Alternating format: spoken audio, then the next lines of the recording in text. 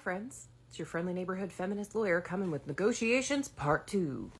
If you haven't seen the Part 1 video, definitely go back and watch that so you're all caught up. So we already talked about the language that you can use to express your side of a conflict and to set a boundary, but how do you make those boundaries stick? Here are some of the most important principles. First, you need to clearly state that boundary. Go back to video 1 for the language. We're out of the whole expecting people to read our minds business. We're going to speak clearly to each other. Next, you have to set a clear consequence for that boundary and one that is matching to the offense. For example, when you make negative comments about my body, I feel devalued and watched and offended. In the future, I need you to refrain from making negative comments about my body so I can move confidently through the world and not be on guard when I'm around you. If you cannot do this, I'm going to remove myself from any conversation that includes negative comments about my body.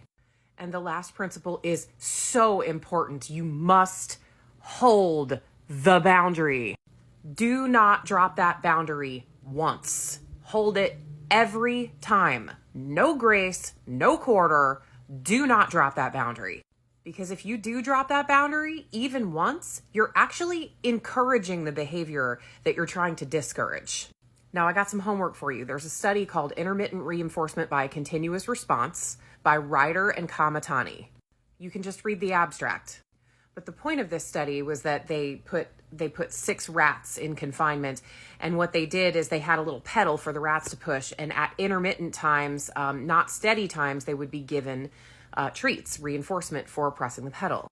Sometimes they were treated when they pressed it once, sometimes they were treated when they held it for 10 seconds, sometimes they were treated when they pressed it 100 times. It was intermittent. Other rats were given treats at steady times, and other rats were given treats a few times, and then the treats stopped. The ones that stopped getting treats stopped pressing that pedal altogether. They just gave up. The ones that got steady treats would press it for a while, but, they weren't real urgent about it. The ones that got intermittent treats, however, they went on forever and ever and ever. I mean, they would hold that button, they would press it over and over again because that intermittent treating actually increased the behavior. The greatest response was from intermittent reinforcement.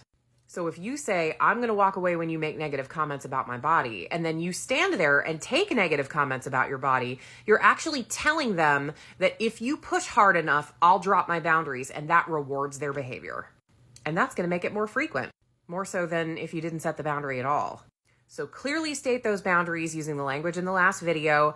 Make sure you set a clear consequence for the action and hold that boundary, or else you'll just make it worse. Stay safe out there, friends. Keep fighting the good fight.